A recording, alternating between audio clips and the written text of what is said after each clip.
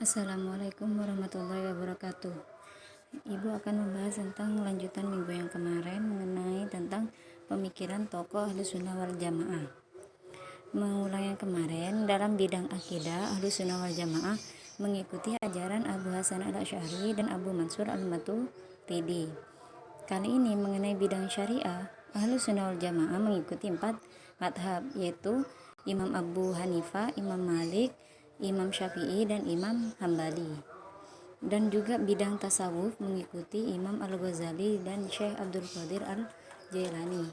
Mengenai bidang fikih, mengenai bidang syariah, hukum syariat Islam itu para ulama melakukan namanya ijtihad untuk mengikuti hukum-hukum syariat tersebut. Empat mazhab tersebut mengeluarkan ijtihadnya. Ijtihad itu apa? Ijtihad itu adalah suatu pemikiran ulama yang dihasilkan oleh para ulama dalam mencetuskan suatu jawaban permasalahan tersebut.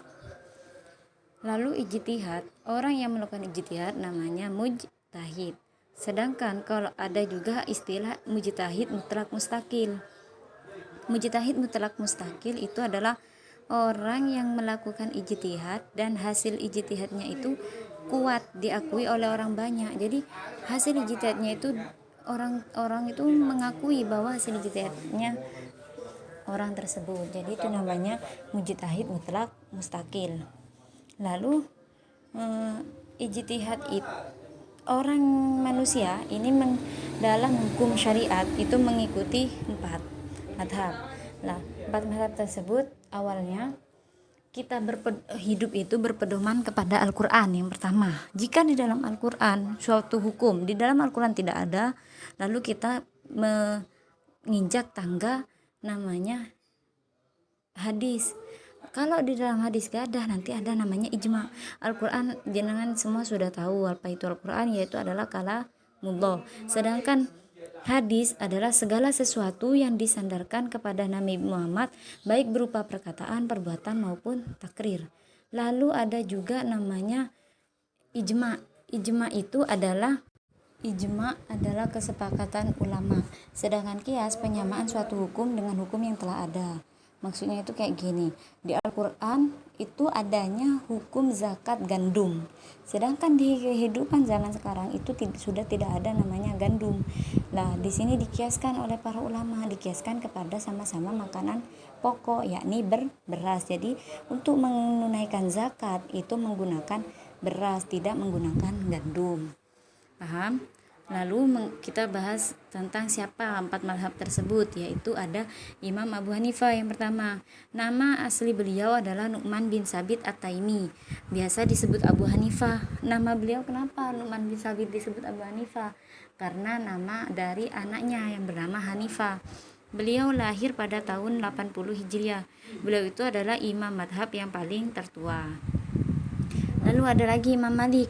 Imam Malik nama asli beliau adalah Malik bin Anas bin Amir bin Amr al-Haris.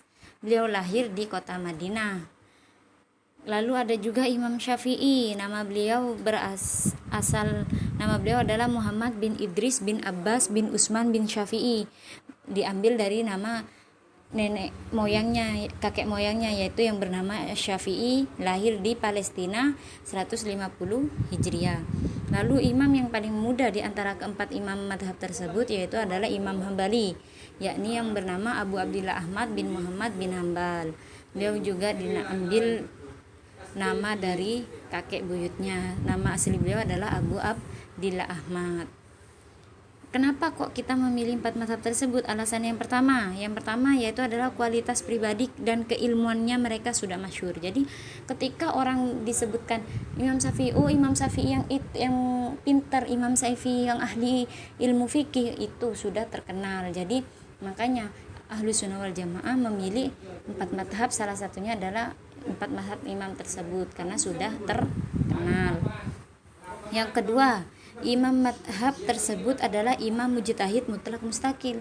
Seperti yang Ibu sudah jelaskan, hasil ijtihadnya ulama-ulama 4 imam tersebut itu sudah diakui oleh orang banyak, sehingga dia dikatakan imam mujtahid mutlak mustakil, sehingga diambillah oleh warga Ahlus Sunnah wal Jamaah untuk mengikuti 4 madhab tersebut. Alasan yang ketiga karena mempunyai murid yang konsisten mengajar dan mengembangkan madhabnya yang didukung oleh buku induk. Jadi para imam madhab tersebut itu punya murid dari murid sehingga salah satu dari muridnya itu membukukan hasil ilmu yang dia dapatkan dari guru empat madhab tersebut. Itu juga sebagai alasan kenapa Ahlussunnah wal Jamaah memilih empat madhab tersebut. Lalu yang keempat, dan empat madhab tersebut itu ternyata mempunyai mata rantai. Mata rantainya itu maksudnya pernah saling berbagi ilmu atau saling bertemu atau saling mengagumi tentang keilmuannya, kearifannya, dan lain-lainnya. Contohnya, dulu Imam Abu Hanifah yang paling tertua itu pernah berangkat ibadah haji. Lalu ketika ibadah haji bertemu dengan Imam Malik. Kemudian Imam Malik tersebut itu berguru kepada Imam Abu Hanifah. Sehingga imam dari murid senior dari Imam Abu Hanifah ternyata juga pernah belajar di Imam Malik di kota Madinah selama 2 tahun. Ternyata murid dan gurunya itu sama-sama saling berkesinambungan, saling muter-muter gitu, saling pernah ketemu. Lalu Imam Syafi'i juga pernah menjadi muridnya Imam Malik. Sedangkan Imam Malik itu juga mengagumi tentang madhabnya Imam Hanafi, Imam Malik tersebut itu. Jadi Imam Malik itu tertarik untuk mempelajari madhab-madhab dari Imam Hanafi. Begitulah keempat beliau itu saling berkesinambungan. Kemudian pemikiran tentang Ahlussunnah wal Jamaah. Dalam bidang tasawuf, Ahlussunnah wal Jamaah mengikuti Imam Al-Ghazali dan Syekh Abdul Qadir Al-Jailani, seperti yang tadi Ibu katakan. Kemudian tasawuf itu apa sih? Tasawuf itu banyak maknanya, sehingga beberapa makna. Ada yang mengatakan hingga 1000 lebih pengertian tentang tasawuf. Salah satunya yaitu tasawuf berasal dari kata sofa yang berarti suci. Maksudnya yaitu kesucian hati dan tingkah laku. Sekelompok orang yang aktivitas dan ibadahnya itu didasarkan pada kesucian hati dan kebersihan jiwa dalam rangka pendekatan diri kepada Allah. Itu menurut pertama dari kata lafadz sofa. Ada juga yang berasal dari kata sofun, berarti barisan, yaitu maksudnya gimana maksud barisan? Sekelompok orang yang berada pada barisan terdepan di sisi Allah. Ada yang mengambil dari kata sufun, bulu atau wol kasar. Hal ini berarti tasawuf itu menggunakan pakaian yang sederhana yang terbuat dari bulu domba yang sangat kasar. Ada juga yang mengatakan dari kata sopos, tasawuf itu berarti jiwa yang senantiasa cenderung kepada kebenaran. Jadi intinya dari beberapa makna tersebut, tasawuf itu berarti mendekatkan diri kepada Allah seutuhnya hanya untuk Allah. Tasawuf itu gimana ya? Mencurahkan segala kehidupannya itu hanya untuk mendekatkan dirinya kepada Allah. Nah, di dalam tasawuf itu ada tingkatannya, ada sudut pandangnya dalam tasawuf tersebut. Yang pertama, ada sudut pandang manusia sebagai makhluk yang terbatas. Jadi ada takholli, tahalli, tajalli. Jadi manusia itu awal mulanya itu dengan takholli, kita itu memperbaiki diri kita dulu, perbaiki diri kita sendiri, kemudian kita masuk ke tahalli. Dengan tahalli kita memperindah.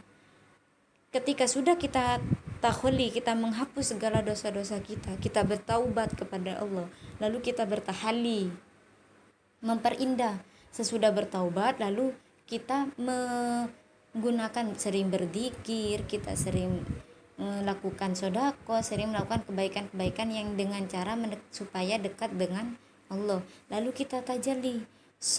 Tajalli ini dirinya itu diseluruhkan hanya untuk kepada Allah. Sudah semuanya itu hanya untuk Allah. Itu sudah tingkatan yang teratas, tajalli. Paham? Lalu ada juga di dalam tasawuf itu ada namanya thariqah. toriko itu apa? Jalan. Jadi orang yang bertasawuf itu nggak mungkin kita bisa bertasawuf sendiri. Kalau tasawuf itu bedanya dengan toriko, kalau tasawuf itu individu. Kita melakukan pendekatan diri kepada Allah itu secara sendirian. Sedangkan kalau toriko itu kelompok.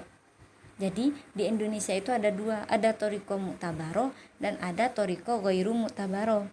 Kalau toriko mu'tabaro adalah silsilah dari mursidnya tersebut sambung kepada Rasulullah. Mursid itu guru yang membimbing murid-murid atau orang-orang yang ingin mendekatkan dirinya kepada Allah. Sedangkan kebalikannya, kalau toriko ghairu mu'tabaro itu toriko yang sanad guru mursidnya itu tidak sambung kepada Rasulullah. Mungkin itu penjelasan dari Ibu mengenai tentang Ahlus Sunnah wal Jamaah dalam bidang syariah dan tasawuf. Mungkin ada pertanyaan bisa disampaikan melalui Google Classroom ataupun WhatsApp group. Mungkin cukup sekian dari Ibu. Wassalamualaikum warahmatullahi wabarakatuh.